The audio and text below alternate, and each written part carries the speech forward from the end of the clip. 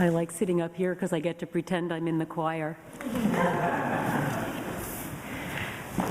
The question of vision, which is our theme for the month, has been an important question for me for as long as I can remember, and I'm going to ask Reverend Kent to do a little exercise with me. Would you simply approach me, Kent? Keep walking. Keep walking. Keep walking. There. Now I would know it was him. You may be seated. We figured out when I was in second grade that I was quite nearsighted. I kept getting these headaches and I couldn't read the chalkboard, and finally the penny dropped. And I can remember walking out of the optometrist's office with my new glasses and being amazed that I could count the leaves on the trees. It was like a miracle. And then I began to realize there were times when I preferred to take my glasses off. At Christmas time, we had this string of lights on our tree that would blink on and off. Not one of those lights where they all flash in unison, but a string of incandescent bulbs that blinked slowly at random times. So a red one here, and a blue one there, and then a green one up there, so that the pine needle shadows on the ceiling were constantly, slowly shifting. And if I took my glasses off to watch them, the lights would fuzz out into these great puffball blurs, like dandelions gone to seed, the edges blending into one another and creating this magical, mysterious world of shifting colors. That was a different kind of miracle. In her poem, Monet Refuses the Operation, Liesl Müller imagines how the great Impressionist painter Claude Monet might have spoken to his doctor when refusing to have cataract surgery. Doctor, you say there are no halos around the streetlights in Paris, and what I see is an aberration, an affliction caused by old age. I tell you, it has taken me all my life to arrive at the vision of gas lamps as angels. Müller describes this vision, this miracle of the beauty of a blurred vision of the world, in a way that reminds me of my mystical Christmas lights. And my first encounter with this poem filled me with delight. The sheer romanticism of Monet declining the surgery that would clear his eyesight, choosing instead to keep his impressionistic view of the world. History, though, I'm afraid, tells the story differently. It is true that Monet put off cataract surgery for a long time because he was frightened of the surgery. But in fact, he hated the effect of his cataracts and what they did to his vision and his painting in his later years. After he finally did have the surgery, he destroyed most of the paintings that he had done when his cataracts were affecting his vision. Those paintings are not the ones we think of, though, most of us, when we think of Monet. He painted his most famous Impressionist paintings before cataracts began to blur his vision. That way of seeing the world and seeing the interplay of light and shadow was a choice on his part. And that makes them more beautiful to me. He wasn't forced into reproducing what his eyes actually saw. He was transforming the world into something different, softening its edges on purpose, bringing his inner vision to bear. Now, as I considered this month with its theme of vision, it seemed appropriate to think first about a personal vision before going on to reflect on any kind of vision for the world. We have to start with who we are and what we know. But that turned out to be more challenging than I expected.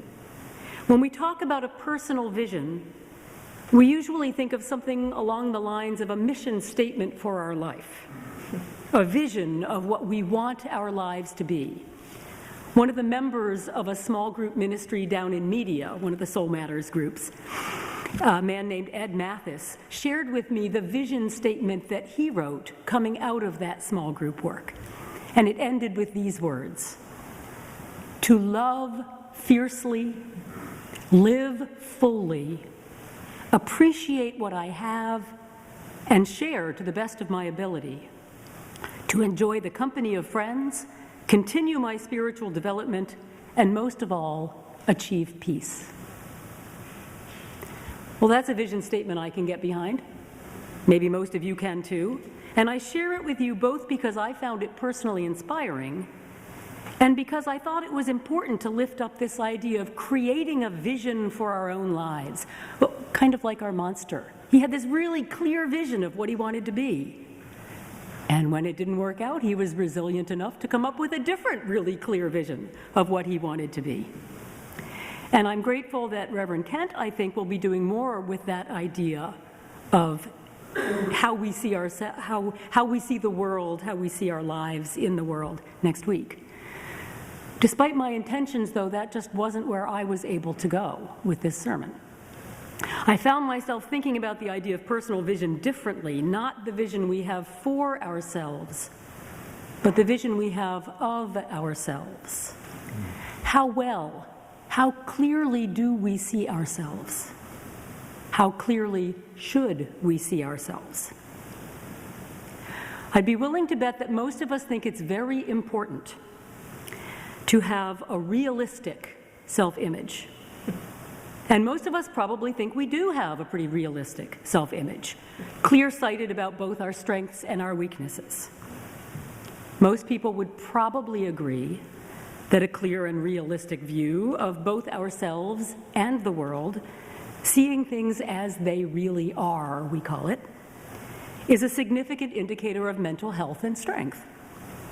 In fact, I'd go a step further and guess that most of us probably assume it's especially important to be clear-sighted about our weaknesses, because one of the most important things we do as human beings is to keep learning and growing and getting better. And how can we do that without a good, clear analysis of what could be improved?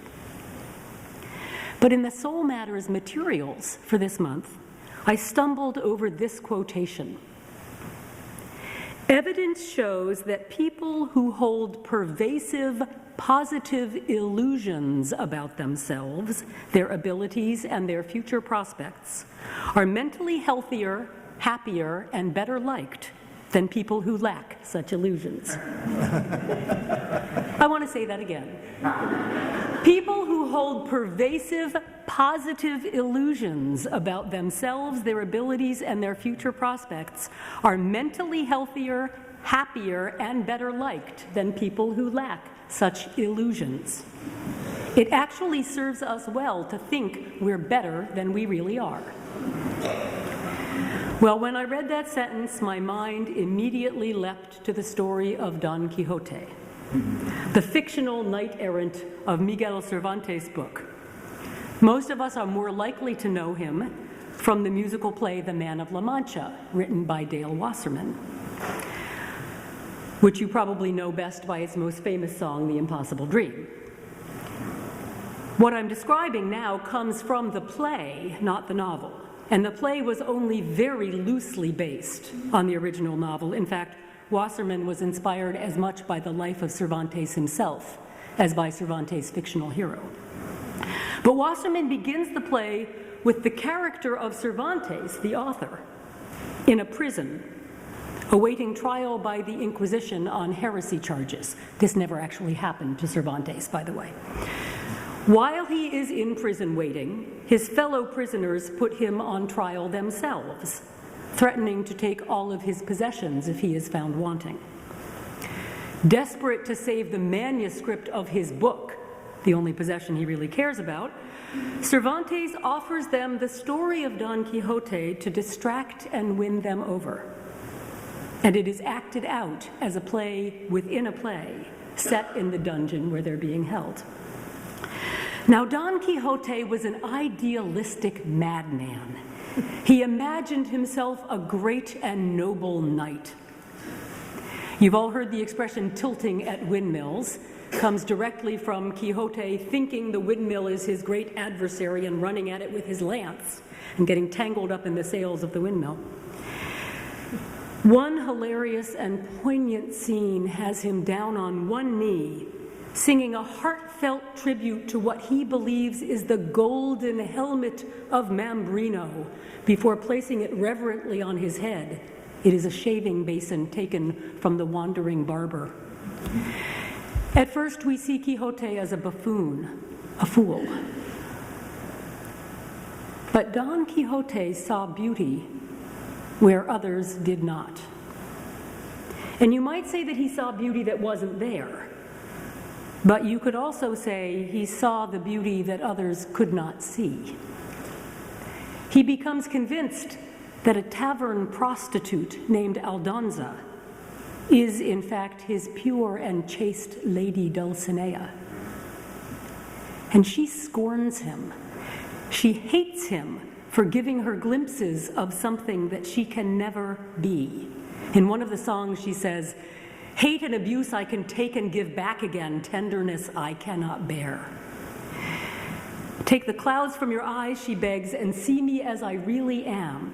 And yet when he's on his deathbed, having lost his illusions and dying a broken man, she comes to him and begs him to remember when he called her Dulcinea. His illusions about her had changed her, had drawn forth a beauty and grace that she did not know she had. Now you could say that Don Quixote had a vision of himself and of the world, an aspirational vision, and then he tried to bring it to reality. But in fact, he thought it already was reality. And it started with his vision of himself. He was able to see nobility and beauty in other people, real or imagined, because he was so convinced of his own nobility and beauty, real or imagined. He saw it so clearly that others began to see it too. And he was so confident of his own worth, his own noble self, that he could sally forth out into the world and face whatever it brought him.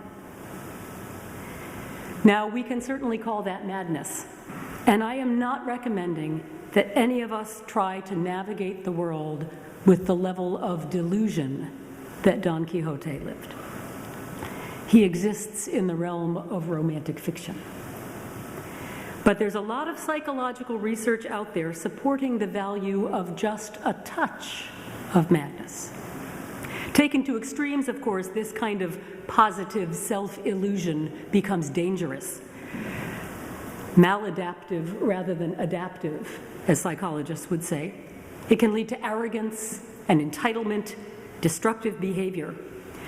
But a modest amount of self-enhancement means people are more confident, more willing to tackle difficult jobs because of a greater perceived chance of success, and better liked because they're more comfortable putting themselves out there because they assume people will like them. So it's good for us to be a little bit deluded about ourselves in the positive direction. And the good news is, the majority of us do have exactly this kind of positive illusion about ourselves. Numerous studies make it clear that most people have a higher than realistic perception of themselves. The British newspaper The Guardian published an extract from a book by Cordelia Fine called "A Mind of Its Own: How Your Brain Distorts and Deceives." She writes, "When asked, people will modestly, reluctantly confess that they are, for example, more ethical, more nobly motivated employees, and better drivers than the average person. In the latter case, that of better drivers, this even includes people interviewed in hospital shortly after extraction from the mangled wrecks that were once their cars. No one considers themselves to fall in the bottom half of the heap, which statistically, of course, is not possible. Rather, like the children in Garrison Keillor's Lake Woebegone, we are all convinced that we are above average. Actually, not quite all of us harbor these positive self-illusions, and here I'm not being funny or tongue-in-cheek. Cordelia Fine also writes, there is, in fact, a category of people who get unusually close to the truth about themselves and the world. Their self-perceptions are more balanced. They assign responsibility for success and failure more even-handedly, and their predictions for the future are more realistic. They are the clinically depressed. We've all seen that play out. We all know people who are not able to see any of their own nobility and beauty, who have no idea how smart, funny, special, lovable, worthwhile they really are. We see the way that that stunts their lives, leaves them feeling fearful and unworthy. And we may wish we could find a way for them to see themselves as we see them, to hold up a mirror so that they can see all that beauty and worth. We want to show them the reality of their goodness.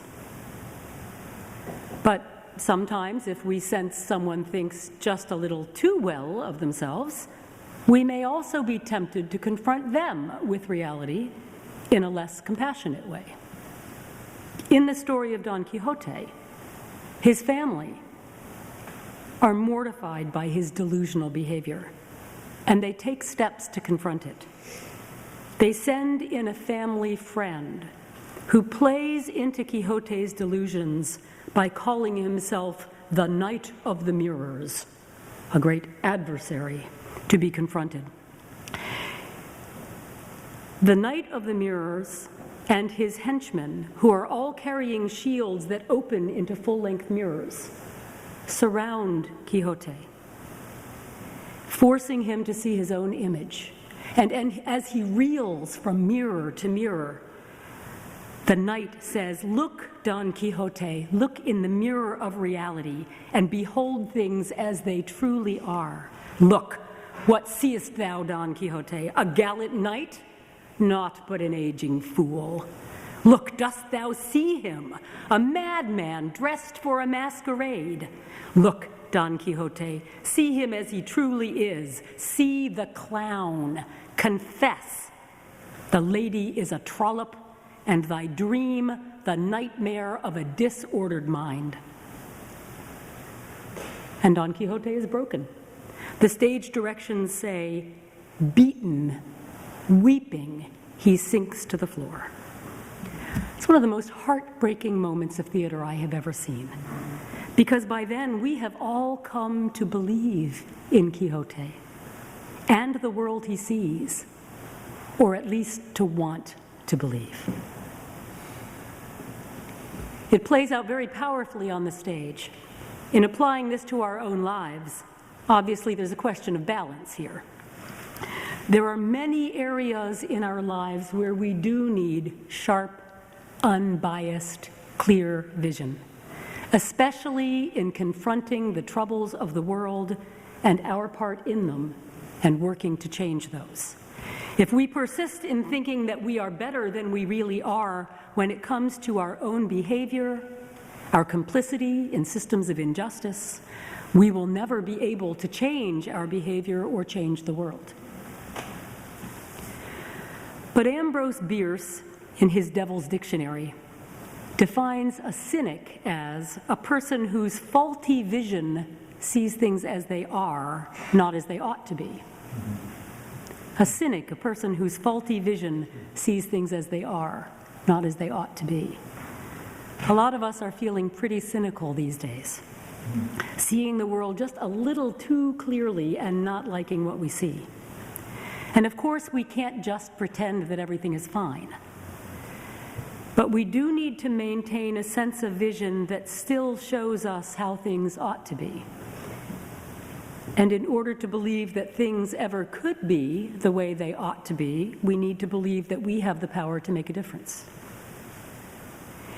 Our ability to think of ourselves as just a little bit better than we really are may give us the confidence to tackle some of that work that would otherwise leave us feeling hopeless and defeated.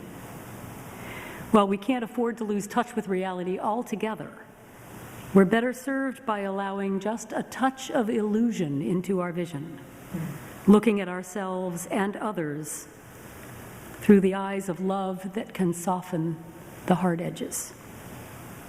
So next time you're tempted to hold up that mirror, whether to yourself or to someone else, stop and think first. Sometimes the most important thing we can do is get a really clear picture of ourselves and the people around us. But sometimes the most useful thing we can do is cultivate some gentle illusions that allow us to see ourselves and others as just a little bit better than we are.